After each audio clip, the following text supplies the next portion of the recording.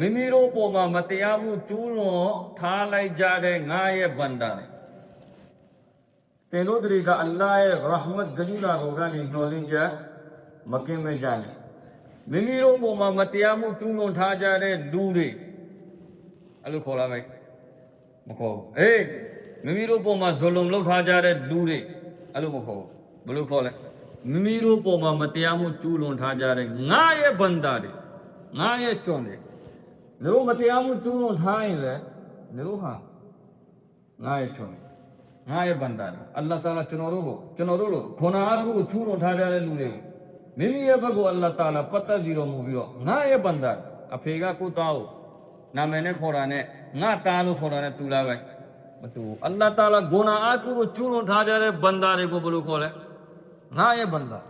ငါရဲ့ကျွန်းဟုတ်တယ်မဟုတ်လားအဖေကငါသားလို့ခေါ်ရင်ဘယ်လောက်နှုတ်ပြန်တော့ဘယ်လောက်ကြော့သွားတာအလုံးအလ္လာဟ်တာလာကျွန်တော်တို့ကိုဂုဏ်ကားတွေကိုခေါ်နေတာငါရဲ့ဘန္တာတွေကိုဆိုတော့ဘယ်လောက်ချစ်စရာကောင်းတဲ့အဆင့်လေးကိုကျွန်တော်ပြောရမယ်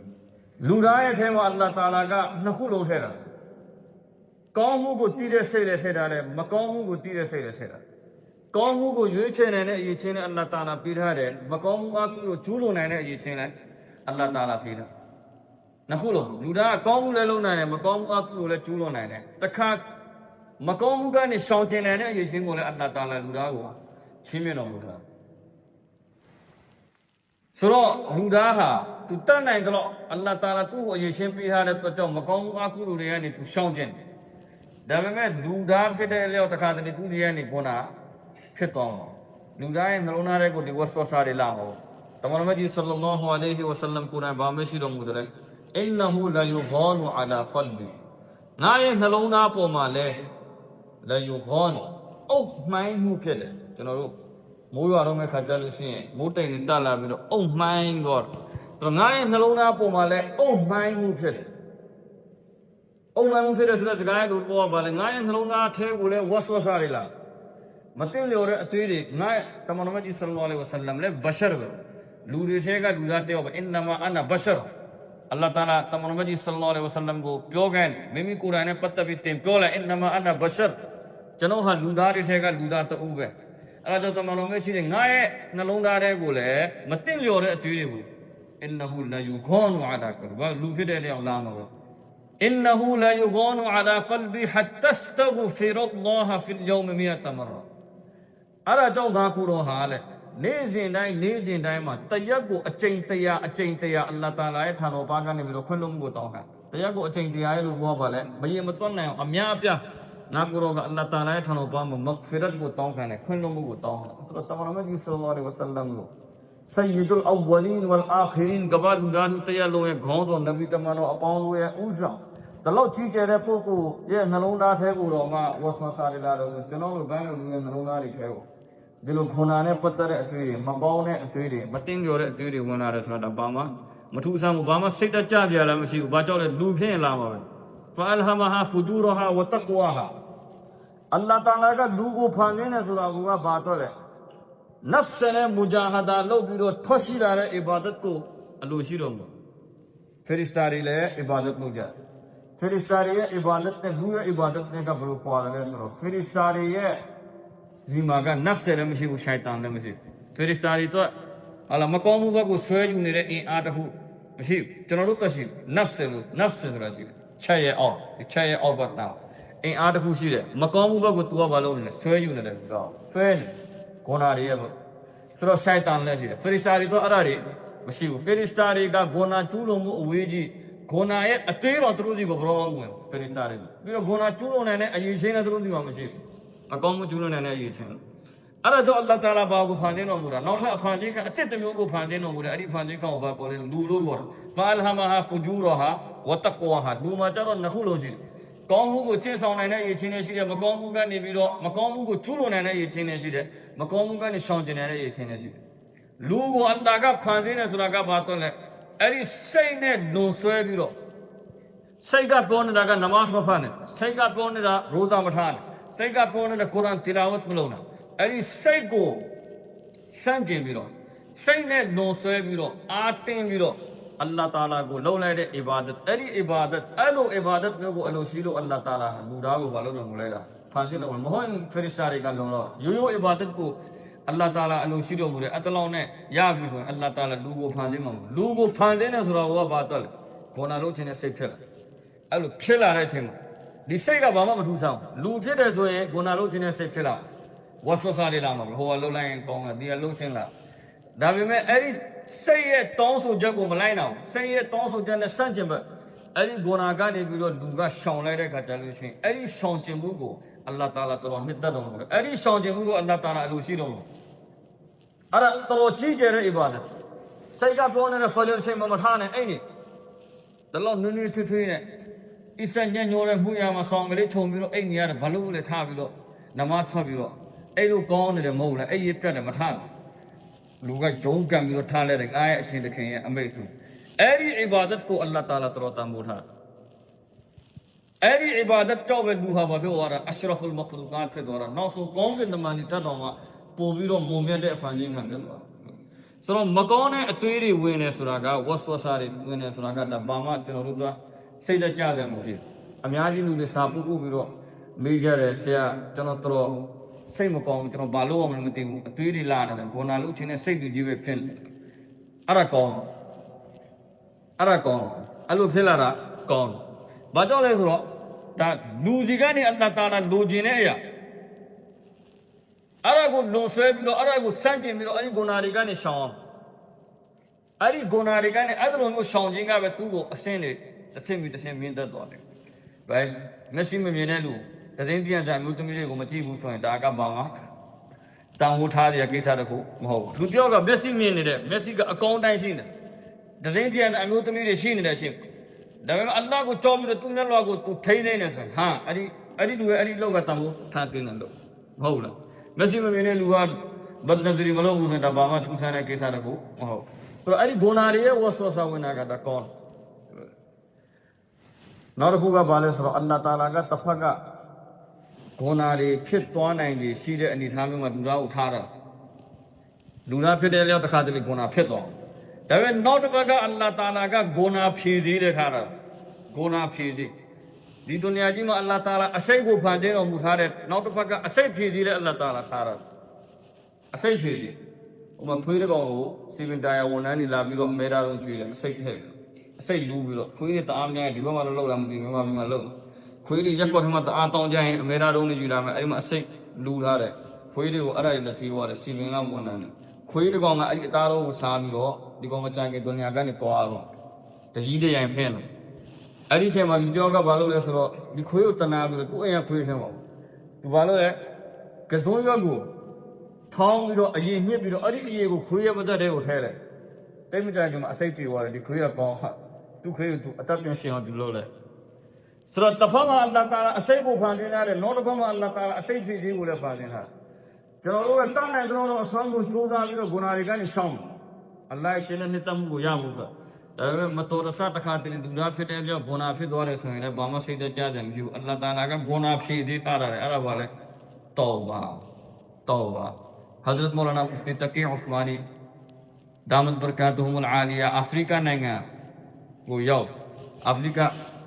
अफ्रीका नंगा का वो तो वो यो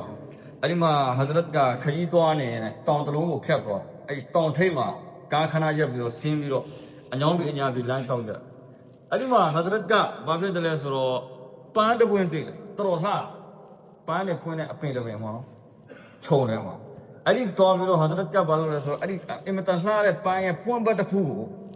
छो वो हजरत का लग को ला ले अरु ला ले जय मां दीता खान पोको त्यो का घमंग ने नाम बिरो हजरत को कोरे हजरत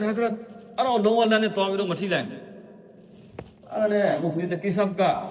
अरे पोको मिले बाबिलो दाउला ने ठीक है बाबिलो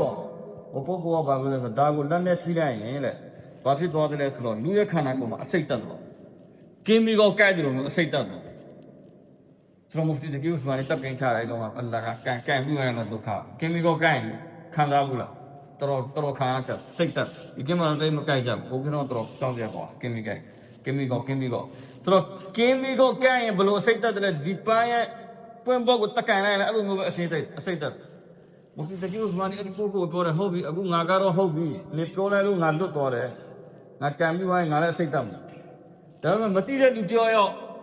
ဒီပန်းကိုသွားပြီးတော့ကံပြီးသွားရင်ဘယ်လိုလုပ်မလဲကျန်တဲ့သူဒုက္ခရောက်မှာမဟုတ်လားဒါကိုဘာလို့ထားလဲဒါကိုရှင်းလိုက်ပေါ့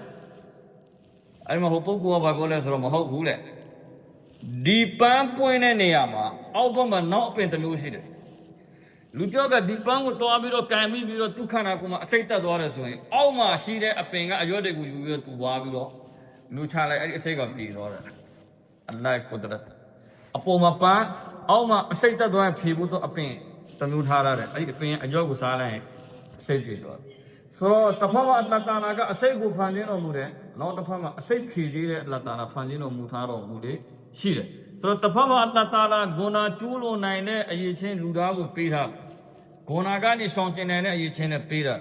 မတော်တဆတခါတည်းလူသားဖြစ်တဲ့အကြောင်းဂုဏဖြစ်သွားရင်ဂုဏဖြည့်သေးတဲ့အလ္လာဟ်တာလာပေးထားတယ်အဲ့ဒီဂုဏဖြည့်သေးကဘာလဲတောဘာအတာအီဘူမင်ဇမ်ဘီကမဒ်လာဇမ်ဘလဟူလူကြောက်ကစစ်မှန်တဲ့တော်ပါလို့လဲဂုဏတစ်ခုကျူးလွန်မိပြီးတဲ့နောက်ပိုင်းဆိုရင်အဲ့ဒီလူကဘယ်တော့မှဂုဏမကျူးလွန်ထားတဲ့လူလိုမျိုးပဲ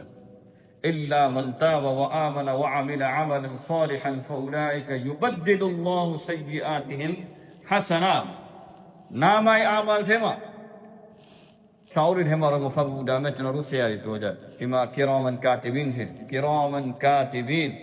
نيابما دباسي ده بيبما دباسي تنرو كيجا بيباكا نياباكا دباكا قومو ديگو يتا متن تينه بيباكا دباكا مقومو ديگو يتا متن تينه तो शेयर की इंजी के जगह बात चल रहे सो अल्लाह ताला गाले न्या पर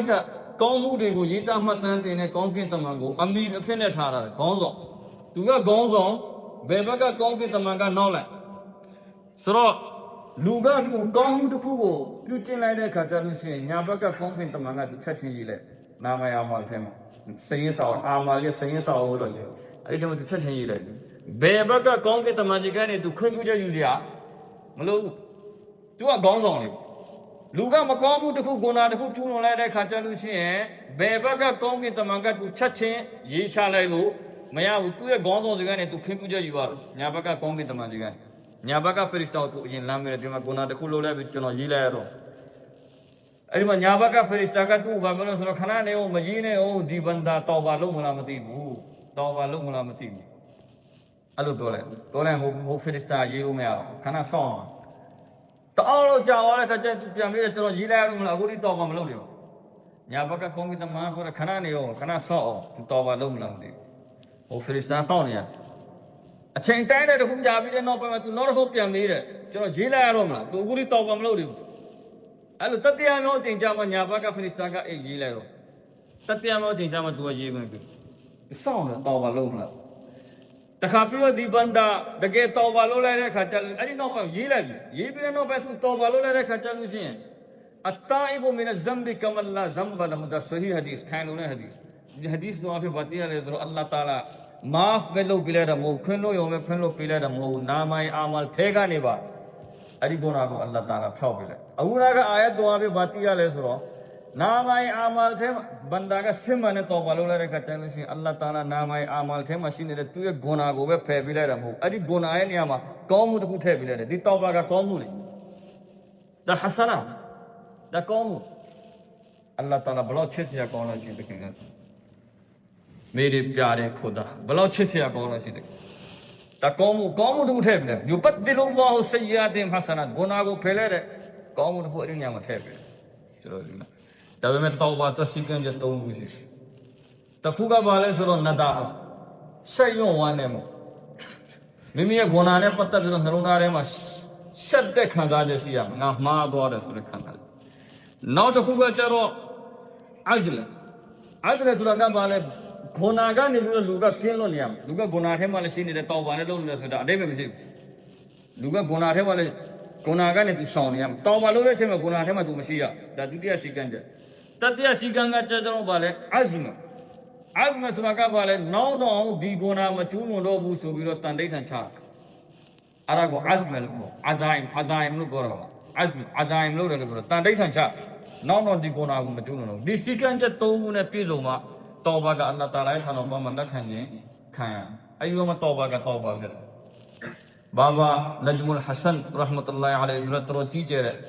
तो जिंदगी बाशी हजरत मौलाना अशरफ अली थानवी रहमतुल्लाह ताला खलीफा ဘာဝနာဂျူမဟဆန်ကတခေါက်ဘယန်လုံးနေတဲ့လူငယ်တယောက်ဝင်လာလူငယ်ပုံကြည့်ရတာဒီမရှိတဲ့ပုံစံနေကျင်လိုနေတဲ့ပုံစံစိတ်ရှင်ရင်တိုင်းတွားနေတော့အဲ့လိုလူငယ်တယောက်ဝင်လာတဲ့အခါကျတော့ဘာဝနာဂျူမဟဆန်ကဘယန်လုံးနေတဲ့သူဘာပြောလဲဆိုတော့ဟာရီဘိုင်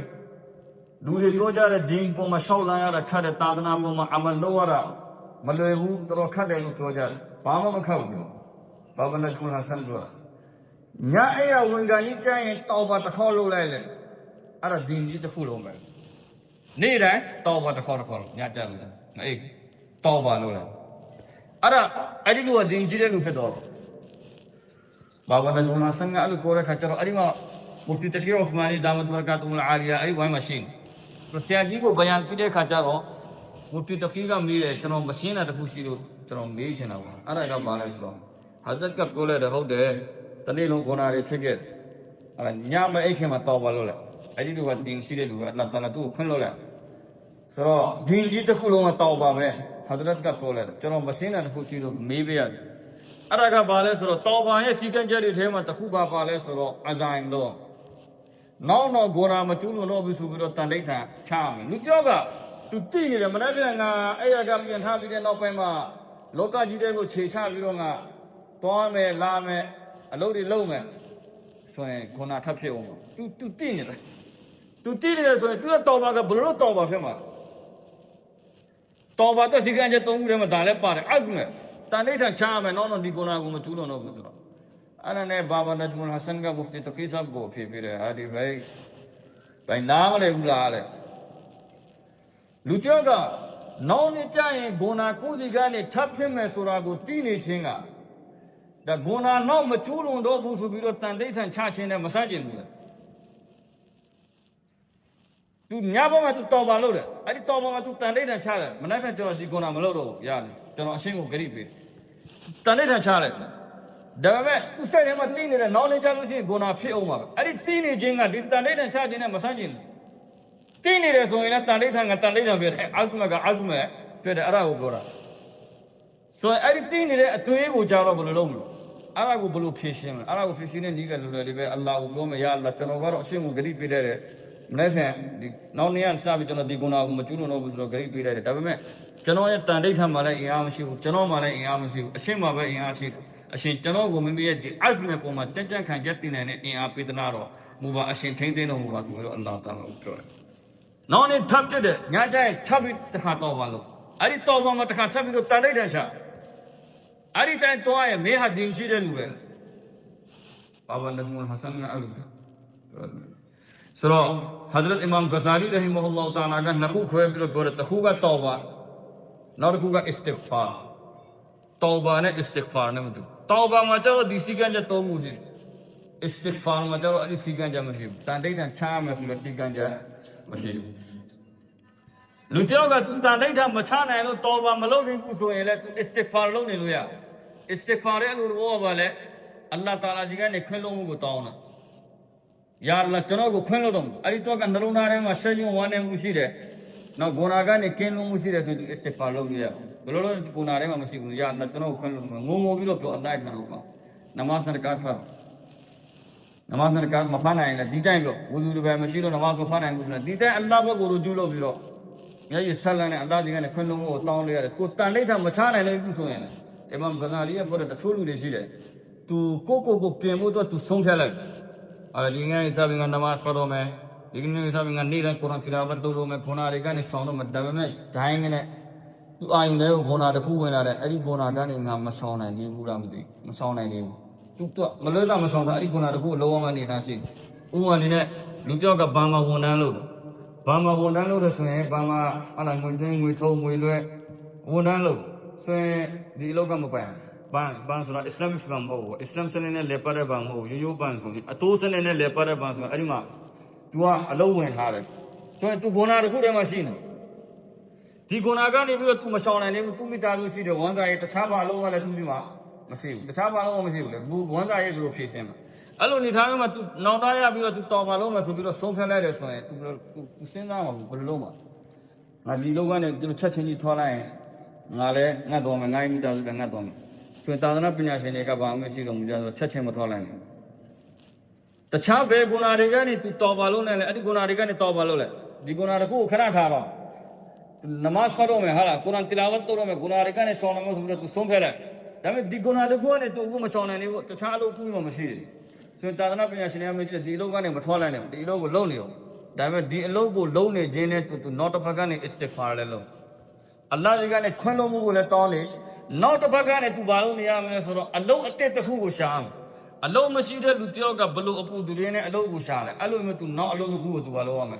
သူရှာနေရနောက်အလုံးတစ်ခုမမြတ်ရှာဟိုဒုတိယအလုံးတစ်ခုကိုမရသေးမချင်းဒီအလုံးထဲမှာသူနေလို့ရ istighfar လုပ်တဲ့တစ်ဖက်ကနေအလ္လာဟ်ကြီးမခွင့်လို့မှုကိုတောင်းတယ်အလ္လာဟ်ကိုပဲကျွန်တော်တို့မြဲဒီကနေကဲတင်ပြီးတော့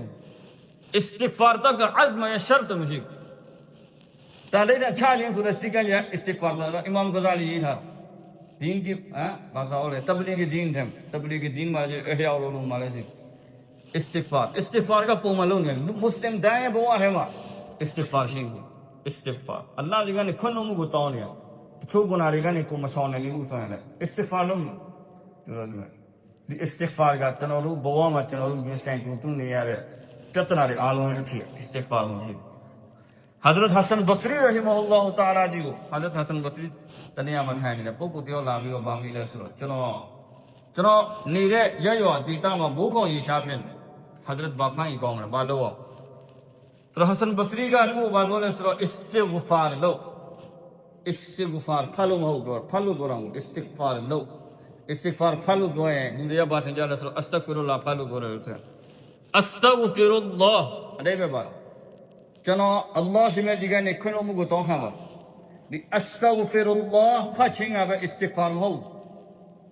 လူပြောကသူ့ရဲ့ဂုဏတွေနဲ့ပတ်သက်ပြီးတော့ဝမ်းနေပြီးတော့တဏှာမှာထိုင်ပြီးတော့အလ္လာဟ်ရဲ့ကျေးဇူးတွေငါ့ဘုံမှာတလောက်အများကြီးရှိတယ်ငါအလ္လာဟ်ရဲ့အမိန့်တွေကိုဖြေဆိုင်တယ်စိတ်ထဲမှာဝမ်းနေပြီးတော့မျက်ရည်20 30ကြာတယ်အဲ့ဒါလည်း istighfar ပဲသူပါဇက်ကနေ astaghfirullah မထွက်တယ်ဘူးမျက်ရည်ကြာတယ်နောင်သားရတယ်အဲ့ဒါလည်း istighfar ဆိုတာဖတ်တာတခုတည်းပြောတာမဟုတ်လူပြောကနောင်သားရပြီးပလိဆဲဟိုလာတဲ့နမတ်တန်ကာတ်သူဖတ်တယ်ဖတ်ပြီးတော့ဒီလိုပဲထိုင်ပြီးတော့သူငိုနေတယ်သူ astaghfirullah မဖတ်ရတယ်ဒါပေမဲ့အဲ့ဒီအမလ်က istighfar ပဲအဲ့ဒါအလ္လာဟ်ကြီးကနေခွင့်လို့မှုကိုတောင်းနေတာသူသက်ဖြန့်ပြီးတော့ဒီလိုပဲဘာမှသူပြောလို့မထုတ်ဘူးတဲ့ထဲ astaghfirullah လည်းမထုတ်ဒါပေမဲ့ငုံကနေမျက်ရည်တွေကြားနေတယ်အဲ့ဒါလည်း istighfar ပဲဆိုတော့ Hasan Basri ကပြောတယ်နေလည်း istighfar လုပ်နေရရွာပြီးရွာသားတွေကိုလည်းပြောလိုက် istighfar လုပ်ကြဆိုပြီးတော့အဲ့ဒီလိုပြန်တော့နောက်တရားနေကြတော့နောက်တရားလာတယ် Hasan Basri ရဲ့ majlis Hasan Basri ကိုပြောတယ် Hazrat အိမ်မှာတော်ဆင်းရဲချက်တယ်စားရမယ်တောင်းရမယ်ဘောHasan Basri ပြောတယ် istighfar လုပ်ဘုလို့ပြောင်းနောက်တရားနေတော့နောက်တရားလာဒီလိုက Hasan Basri ကိုဘာလို့လဲဆိုတော့ Hazrat ကျွန်တော်တာသမီတော်လို့ခြင်းနဲ့တာသမီမရဘူး Hasan Basri ပြောတယ် istighfar လုပ်ဒီပြောလဲဘာလဲပြောလဲ istighfar လုပ်အလ္လာဟ်ကြီးကနေခွင့်လို့မှုကိုတောင်းခံတဲ့တော့ကိုဆွဆွဲမဲ့လို့ဒီလိုလဲပြန်သွားနောက်တရားနေတော့နောက်တရားလာသူကဘာလဲပြောလဲဆိုတော့ Hazrat ကျွန်တော်စိုက်ပျိုးရတော့မှာသူကစိုက်ပျိုးရတော့မှာစိုက်ပျိုးတာမဖြစ်ထုံတင်းတယ်မဖြစ်ထုံတော်ဒုက္ခရောက် Hasan Basri ပြောတယ် istighfar လို့ဘရူပဲလားဘာပဲပြောလဲ istighfar လို့သူက majlis မှာအများကြီးရှိနေတဲ့တပည့်ကမေးပြီးတယောက်လာလဲ istighfar လို့နောက်တယောက်လာလဲ istighfar လို့နောက်တယောက်လာလဲ ခွင့်လို့မှုတော့အလ္လာဟ်ကြီးကနေဆိုတော့ဒီတပည့်ကမေးတဲ့အခါကျတော့ Hasan Basri ကဘာဖြစ်လဲဆိုတော့ကုရ်အာန်ထဲမှာမသိဘူးလားဆူရာနူးမှာ استغفروا ربكم إنه كان غفارا يرسل السماء عليكم مدرارا ويمددكم بأموال وبنين ويجعل لكم جنات ويجعل لكم أنهارا سورة نوح ماشي حضرت نوح عليه السلام يا قومو أمشي دو مولد تينو ترينغا مميرو يا رب جيغاني بيرو مغفرت لون ينشانا كنغو تينو تونجاအဲ့လိုတောင်းရင်ထိုရှင်မြတ်ကခွင့်လွှတ်တော်မူလိုက်မယ်အင်နဟူကာနဂဖာရာတော်ခွင့်လွှတ်တော်မူတော့ရှိတယ်ကဲပြီးတော့ဗာပြောလဲယူရစီဒ်ဆမာအအလိုင်ကွမ်မစ်ဒရာရာမိုးရွာသွန်းစေတော်မူမယ်ဟာဇတ်နူအလိုင်စလာမ်ရဲ့ကောင်ကမိုးခွန်ရေရှားတဲ့ခံသူတို့ခံစားနေရတယ်မိုးခွန်ရေရှားတဲ့တောင်ခံစားနေရတယ်အဲ့တော့ istighfar လို့အလ္လာဟ်ကြီးကနေခွင့်လွှတ်မှုကိုတောင်းအလ္လာဟ်တာလာလုံလောက်တဲ့မိုးရေချိန်နဲ့အလ္လာဟ်တာလာမိုးရွာသွန်းစေတော်မူမယ်ယူရစီဒ်ဆမာအလိုင်ကွမ်မစ်ဒရာအဲ့ဒါကြောင့်ဟိုပထမဦးလာတဲ့လူကငါဘာပြောလဲ istighfar လို့သူတို့ရမှာမိုးခွန်ရေရှားပြန်တယ်ပြီးတော့ရှိမှပါလာလဲဝယုံဒီဒကွမ်ဘီအမ်ဝါလ်ဥစ္စာပစ္စည်းတွေနဲ့အလ္လာဟ်တာလာကူညီတော်မူမယ်တင်တို့တွေကအလ္လာဟ်တရားနဲ့ခွင့်လွှတ်မှုကိုတောင်းရင် ဆိုတော့ဆင်းရဲတက်တဲ့လို့လာပြီးတော့ပြောတဲ့လူကိုလည်းဒါပဲလုပ်ခိုင်းမှာအစ္စဂ်ဖာလို့သူ့အလ္လာဟ်တာလာချမ်းသာတယ်လို့နောက်တစ်ယောက်ကလာပြောတဲ့တားတယ်မရှိဘူးဒီအာယတ်တော်ထဲမှာပဲယုံဒစ်ကွမ်ဘီအမ်ဝါလင်ဝဘနီန်တားတယ်သမီးတွေနဲ့လည်းအလ္လာဟ်ရှင်မြတ်ကတင်လို့ကိုကူညီတော်မူတားတယ်သမီးတွေဆိုတော့တားတယ်မရတဲ့လူတွေဘာလို့အစ္စဂ်ဖာလို့နောက်တစ်ယောက်ကစိုက်ကူးမြင်မဖြစ်ထုံးလို့အားလုံးဆုံးတယ်ဆိုတော့ဘာလို့ခိုင်းလဲအစ္စဂ်ဖာလို့ခိုင်းမှာဘာလို့လဲبأموال وبنين ويجعل لكم جنات ويجعل لكم أنهارا وين لاين تيجي لهم ويسادي لهم تينوتا نو الإسلام قوم الله تعالى مغفرت کو تو تینوں کو مویا تو دی لهم اوسا پسیری نے کونی لهم تارو تمیری نے کونی لهم پین تکا سائکو میری چتھون دی لهم الا لاين تینا نے ویسانے دے وین لے گو دے اللہ تعالی پھٹھو کو ہو دی لهم قرآن آیت ہے ماشینဆိုတော့ကျွန်တော်တို့ဘောမှာကျွန်တော်တို့ကြုံတွေ့ရတဲ့ပြဿနာဒိုင်းတော့အဖီကပေါ်မှာရှိနေတယ်အစ္စဂ်ဖာရ်မှာရှိနေဟာဒရတ်အီမမ်အဟမဒ်ဘင်ဟမ်ဘလ်ရဟီမဟူလာတာလာတကောတနည်းအားခရီးသွားလမ်းခိုးလာမှာတို့ညချိန်ရောတရောရောက်အရှိခရီးဆက်လို့မဖြစ်နိုင်လို့မှောင်အောင်ဆိုတော့အီမမ်အဟမဒ်ကဆုံးဖြတ်လိုက်တဲ့ဒီနေ့ဒီရွာကပလီမှာပဲငါတဲခိုးလိုက်တော့မခေတော့ကဘယ်သူမှမသိဘူးလေအီမမ်အဟမဒ်ဘင်ဟမ်ဘလ်ဆိုတော့ဘလူးဝတိမှာပုံနေမှာဒီခဏခဏပြန်လာမှာမဟုတ်လား online မှာဆိုတော့အီမာမ်အဟမဒ်ဘင်ဟမ်ဘလ်ဘယ်သူမှမသိဘူးမသိတဲ့ခါကျတော့အီမာမ်အဟမဒ်ဘင်ဟမ်ဘလ်ရိုးတာမှာခရီးသွားပြောလို့ပဲတင်တယ်သူကလည်းလိုက်မပြောနေဘူးငါဟာအစ္စလမ်ကဘာမှာသင်ရှားတိုးကြတဲ့သာသနာပညာရှင်ကြီးအဟမဒ်ဘင်ဟမ်ဘလ်မျိုးဟိုလိုဟိတ်ဒီဟန်ဒီနဲ့လည်းမလာဘူးအီမာမ်ဆပ်ကသူကတယောက်တည်းပဲရိုးကုတ်ကုတ်ဒါကျွန်တော်တို့အကာဗရီရဲ့ရှန်ပေါ့ကိုဝင်လက်ခံဆိုတော့ရိုးကိုသူကတော့သူတယောက်တယ်ခေါ်လိုက်ရတယ်တပည့်တပန်းနေဘော်ဒီကတ်တင်ညာဘက်တယောက်ဘယ်ဘက်တယောက်ရဒါပေမဲ့မကြိုက်ဘူးအဲ့ဒါတွေကျွန်တော်တို့အကားပဲဆိုတော့သူတယောက်တယ်ပေါ့ငါဒီညဒီမှာပဲတဲမယ်ဆိုတော့ပလီထဲကိုဝင်လာတဲ့ချင်းပလီကိုစောင့်တဲ့လူကအဆောင်တယောက်သူတို့ထားရတယ်ဒီပလီမှာခင်ဗျားဒီညဒီမှာတဲလို့မရအောင်အဲ့လိုမရအောင်အီမာမ်အဟမဒ်ဘင်ဟမ်ဘလ်မသိဘူးဒါလောက်ကြီးကျယ်တဲ့ပညာရှင်ကြီးကသူမသိဘူးရိုးတာမှလူပဲထင်တယ်စောင့်ပြောခင်ဗျားဒီမှာတဲလို့မရအောင်ဆိုအီမာမ်အဟမဒ်ဘင်ဟမ်ဘလ်အပြင်ကိုထွက်တော့ယာလီဦးကခက်ခိုက်တော့ချမ်းတဲ့ဆောင်းတယ်ဆိုပလီထဲမှာတဲလို့မရဘူးဆိုတော့ပလီအဝင်ဝလှေကားမှာသွားပြီးတော့တထိုင်ဘာလို့ရင်ပေါ့တော်ချမ်းလာဟိုအဆောင်ကလည်းမခင်ဗျာလှေကားမှာလည်းနေလို့မရဘူးသွားလေလှေကားလေးပဲထွက်ခိုင်းသွားခိုင်းနောက်ဆုံးအပြင်ကိုထွက်လာအပြင်မှာထိုင်ပလီဝင်ပြင်ပါတယောက်တယ်လမ်းဘေးမှာထိုင်အဲ့ဒီအရှိမမုတ်ဖုတ်ဓမ္မတယောက်ရှိတယ်မုတ်ဖုတ်ဓမ္မရိုတီလုပ်တဲ့တယောက်ရှိတယ်သူကတောင်အကုန်တွေ့နေရဒီအဖိုးကြီးတယောက်ဆောင်းနေခက်ခဲတော့ချမ်းနေတဲ့ຢာဒီဦးသူဘလို့ဒီညဘလို့ဖြတ်တာကြီးရတဲ့ခကြီးတဲ့တယောက်လုံးသူဒီမှာအိမ်မရှိဘူး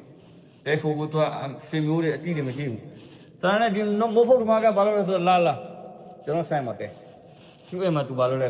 သူအိမ်မှာပဲဆိုင်နေရှိတော့ခင်ဗျာကျွန်တော်ဆိုင်မှာခင်ဗျာအဲ့လိုရတယ်ကြားသူကတော့အိမ်မှာဆိုင်မှာအိမ်မှာဆက်ဖို့ပေးအိမ်လိုက်နည်းနည်းဖြစ်သွားတော့သူအားလုံးစီစဉ်တယ်ဆိုတော့အိမ်မှာဆက်ကသူဆိုင်မှာတဲရောအရှိမဆိုင်မှာအိမ်မှာဆက်တင်ရအိမ်မှာဆိုတော့ဒီမုတ်ဓမ္မကသူဘာလို့လဲဆိုတော့ညဘက်မနက်ကြလို့ရှိရင်မုတ်လုပ်ပြီးတော့ရောင်းမယ်လေရိုတီလုပ်ပြီးရောင်းမယ်ဆိုတော့ညဘက်သူဘာလို့လဲဆိုတော့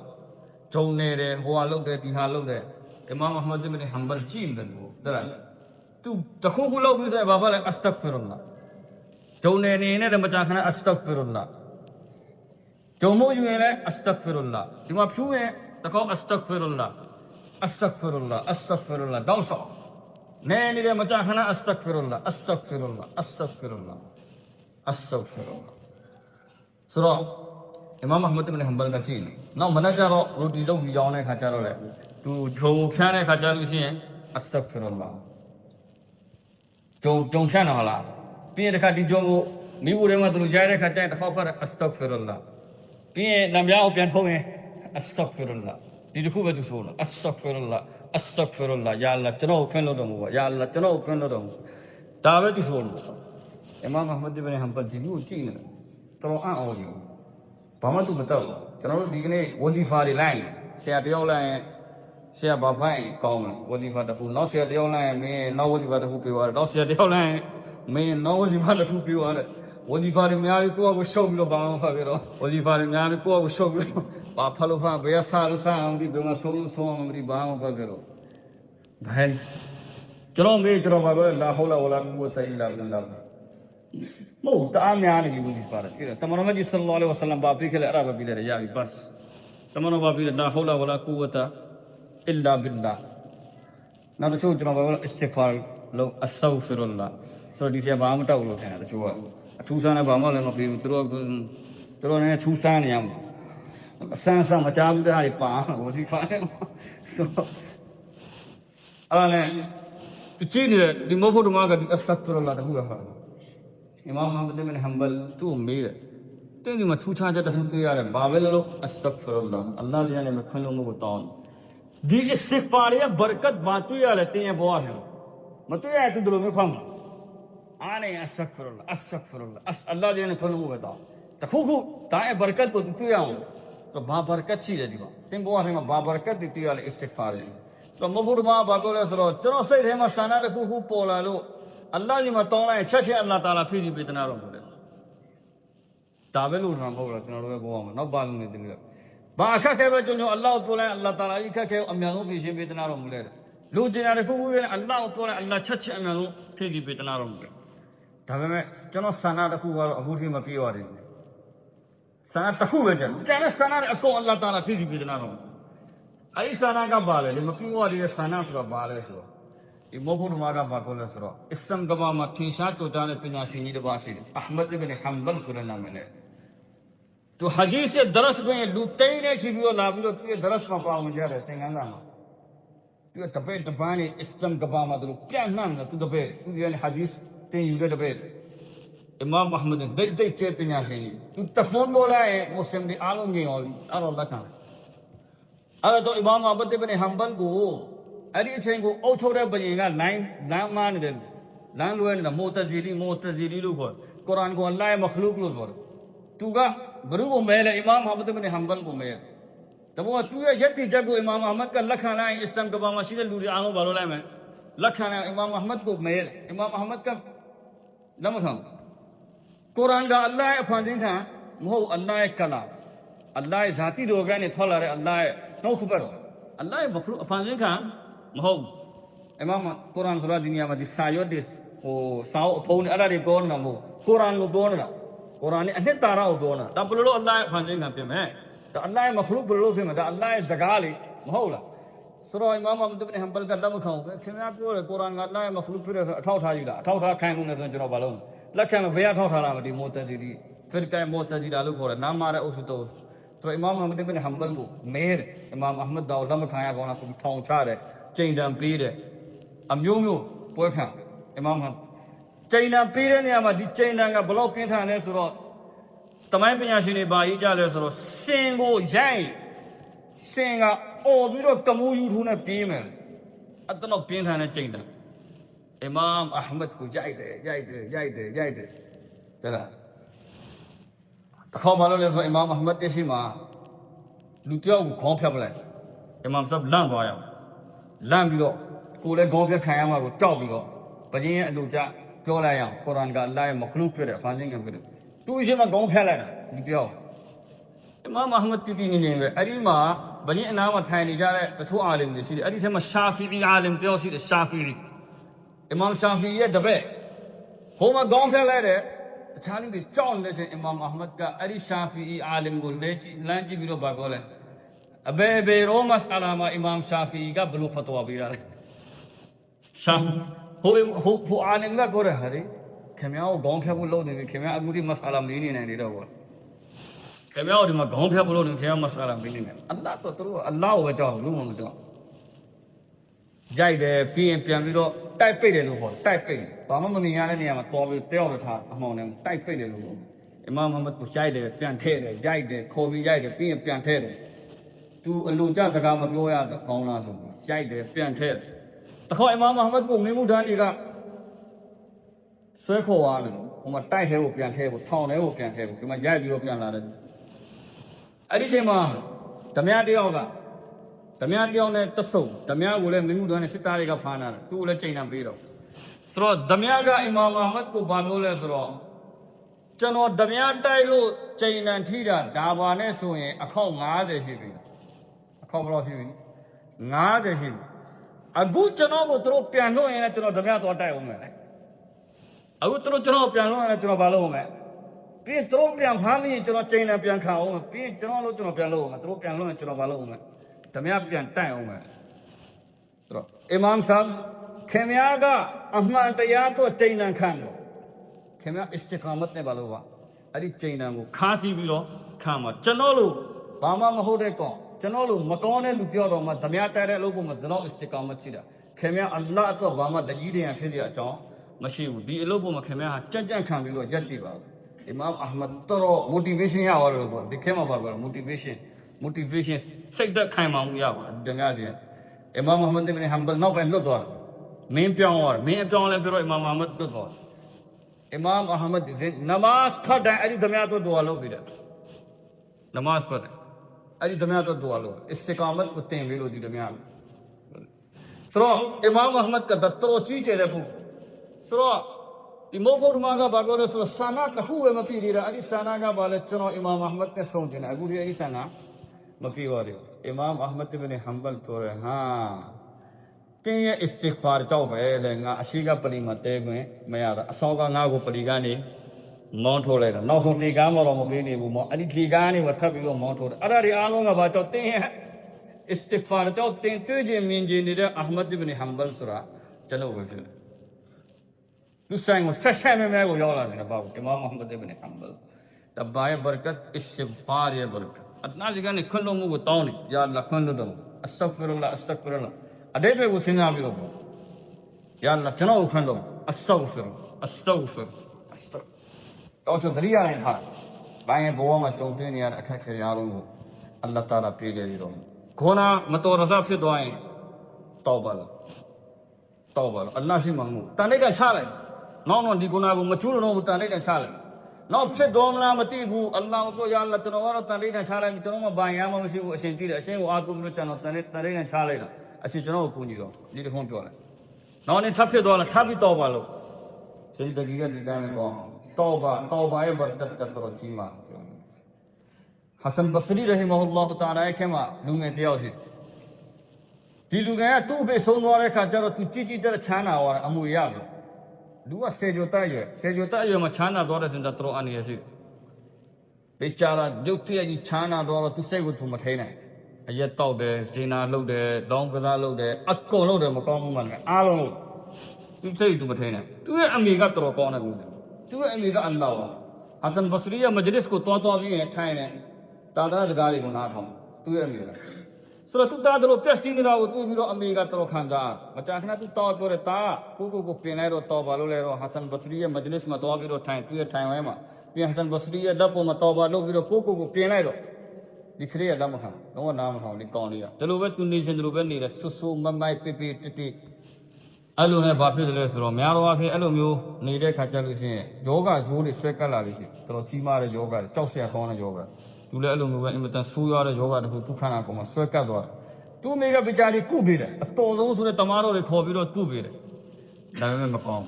မတတ်တာပူပြီးတော့ဆူလာတယ်ခလေးတခြားပူပြီးတော့ဆူလာအဲ့လိုနဲ့နေတိုင်းနဲ့ဒီကောင်လေးနဲ့တဘောပေါက်အောင်မကြရင်ဒီဒုနီယာကနေသွားတော့မှသူရဲ့နောက်ဆုံးချိန်ကိုရောက်တော့သူတိတယ်အဲ့ဒီချိန်သူပါဖို့မှမျက်ရည်တွေအလုံးလိုက်ကြဒုနီယာကနေအခုသွားဘာလူ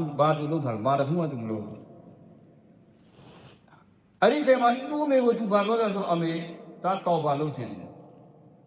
ဒါပေမဲ့တော့ဘာလုပ်လို့မတတ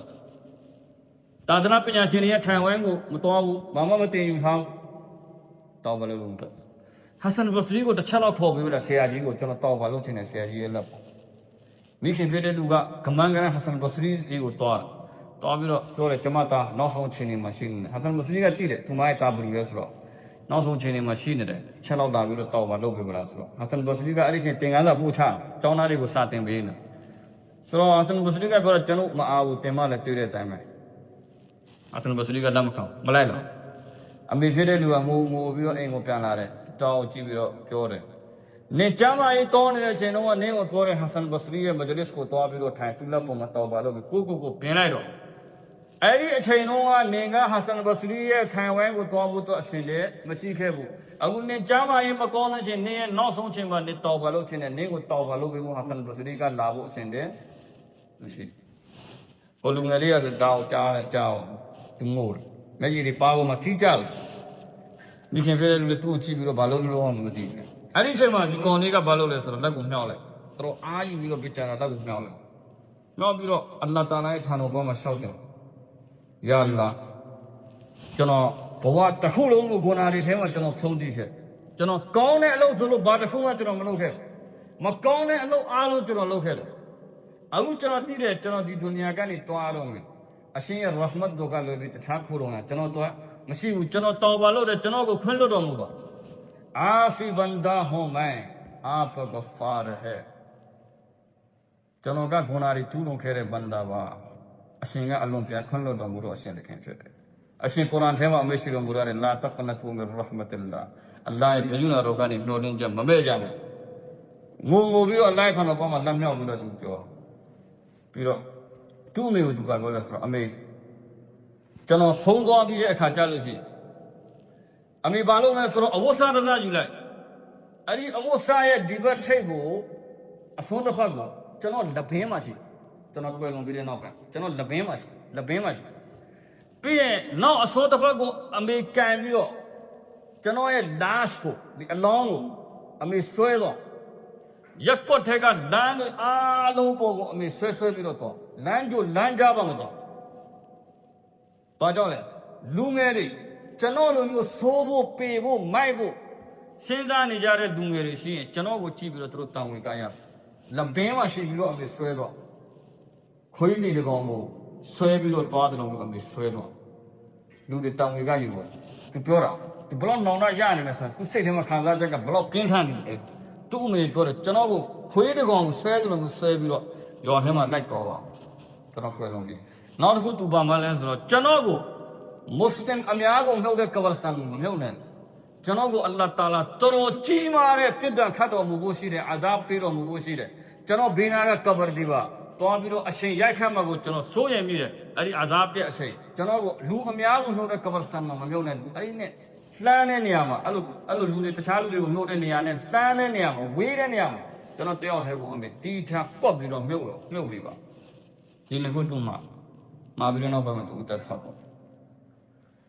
အခုပေါင်းနေရလို့ရောက်တော့လူငယ်လေးဆုံးသွားပြီဆိုတော့အခုသူတို့ဘုဆလ်ပေးမယ်ဒီကဖန်ဘာတွေထုတ်ပြီးမှာဆိုတော့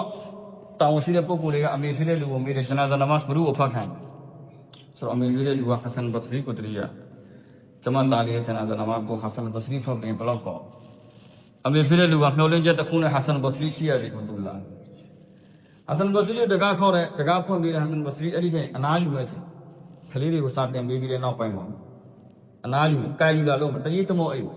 ဆိုတော့အမေဖြစ်တဲ့သူကလာတယ်ဟိုတနေ့ကကျမတော်ပါလို့ပြီးဖို့တော့ဆရာကြီးကိုလာပြောတဲ့ကျမရဲ့တားကလေးအခုတော့ဆုံးသွားရှာတယ်အခုသူ့ပုံမှာဂျနာဇာနမတ်ဖတ်ပြီးဖို့တော့ဆရာကြီးဒီမှာရှောက်တင်လို့လာရှောက်ထားဖို့လာဟဆန်ဘဆရီကအဲ့ဒီချိန်ဂျလာရဲ့ကဲဖီယတ်မှာရှိဂျလာရဲ့ကဲဖီယတ်မှာတခါတည်းနဲ့အလားသာသနာပညာရှင်တွေအလ္လာဟ်အချစ်တော်တွေကိုမှလည်းအဲ့လိုမျိုးနည်းနည်းစိတ်ဘယ်လိုပြောအောင်စိတ်နည်းနည်းခတ်ထိုင်တာပေါ့စိတ်နည်းနည်းအဲ့လိုမျိုးဂျလာရဲ့ကဲဖီယတ်မှာရှိအတန်ဘဆရီအဲ့ဒေါ်ရာဖြစ်နေတဲ့အချိန်တွေကတော့ဘာအဆင်မပြေတာရှိနေမသိဆိုတော့ဂျလာရဲ့ကဲဖီယတ်မှာရှိတော့ဟဆန်ဘဆရီကပြောတော့ကျွန်တော်မဖတ်ပြီးနဲ့ဂျနာဇာမတ်မဖတ်ပြီးနဲ့ဒါအနားယူလို့ရှိသွားတော့ဆိုလို့ပြောတယ်ဆိုတော့အမေဖြစ်တဲ့လူကငုံပြီးတော့ပြန်လာပြီးတော့ပေါင်းကျင်ကလူတွေကိုပြောတယ်တင်တို့ပဲအဲ့ဒီမှာကိုစလုတ်ပေးပြီးတော့ကဖန်တွေပဲထုတ်ပေးပြီးတော့တင်တို့ထဲကအဆင်ပြေတဲ့တယောက်ပဲဂျနာဇာမတ်ဆိုမှရှေ့တော်အမှန်ဖြစ်နေဆောင်ရလိုက်ပါအဲ့လိုပြောအမေဖြစ်တဲ့လူကထိုင်ပြီးမို့အဲ့လိုငိုတဲ့အချိန်မှာရုပ်တရက်တကားခေါ်တဲ့တန်ကိုကြားလိုက်အဲ့ဒါနဲ့အမေဖြစ်တဲ့လူကထပြီးတော့တကားကိုဖွင့်လိုက်တဲ့ခါကျတော့ဘလူရနေတယ်အီမာမ်ဟဆန်ဘဆရီရဟီမဟူလာဟ်တာလာဂျန်ဖေးပြန်ဆရာကြီးကပြေးပြီးတော့လာဆရာကြီးဆိုတော့အားလုံးအောင်တော့ကြအခုကပြစ်ခါငင်းနေတယ်ငါမဖတ်ပြနိုင်ဘူးကျွန်တော်မှာအခုအိမ်ကိုဆက်ဆက်နဲ့ရောက်လာအမေဖြစ်တဲ့လူကမေးတယ်ဆရာကြီးဘာဖြစ်တာလဲဗမာလည်းအလ္လာဟ်ရဲ့ဝလီဗမာလည်းအလ္လာဟ်ရဲ့အချစ်တော်ဗမာလည်းဘယ်လိုလဲအလ္လာဟ်ရဲ့အချစ်တော်အလ္လာဟ်ရဲ့ဝလီဘယ်လိုလဲတင်မရဲ့တားလေးလေဟုတ်ပါအဆန်ဘဆရီကိုယ်တိုင်ကိုယ်ဝင်ပေးတယ်အဆန်ဘဆရီကိုယ်တိုင်ရေဝင်ချိုးပေးတယ်ကဖန်ထုတ်တဲ့နေရာမှာလည်းသူဝင်လို့တယ်ပြီးတော့သူကိုယ်တိုင်ဂျနာဇာနမတ်ဖတ်တယ်